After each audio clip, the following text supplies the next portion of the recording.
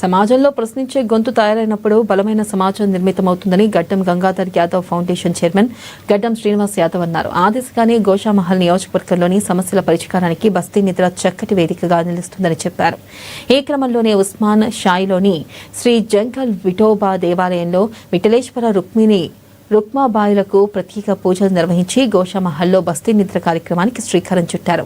అక్కడే ఏర్పాటు చేసిన బస్తీ నిద్ర కుటీర కేంద్రాన్ని గడ్డం శ్రీనివాస్ యాదవ్ ప్రారంభించారు.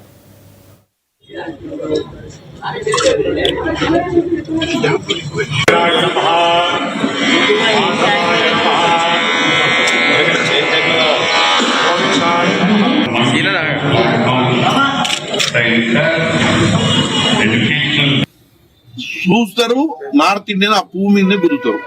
ఇది చూసుకున్నాడు, ఇది చూసుకొని ఇలా రాజకీయం నడిపిస్తాడు.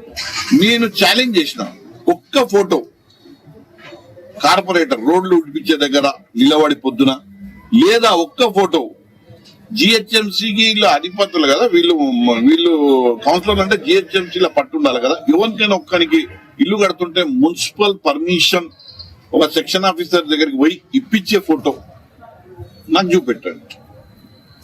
ఎంతసేపు బిల్డింగ్ల మీద వాడి దూసుకోవాలి, లూటీ చేయాలి, సంపాదించుకోవాలి, ఇవే తెలుసు గాని తను మాత్రం 7 అంతస్తుల మీద కడతాడు. వేరేలు కట్టాలంటే ఆయనకు కుప్పం చెల్లించాలి, కుప్పమే అంటారు కదా, టోల్ ట్యాక్స్, బిల్డింగ్ ట్యాక్స్ చెల్లించాలి. ఫ్లోర్ కి 5 లక్షలు. ఈ బేగం బజార్ అంటే చాలా గజము 5 లక్షలు ఉంటది. ఇండియాలో ఎక్కడ ఉంటది 5 లక్షలు ఉంటది. వాడు బీద కుటుంబం పెద్దది, ఒక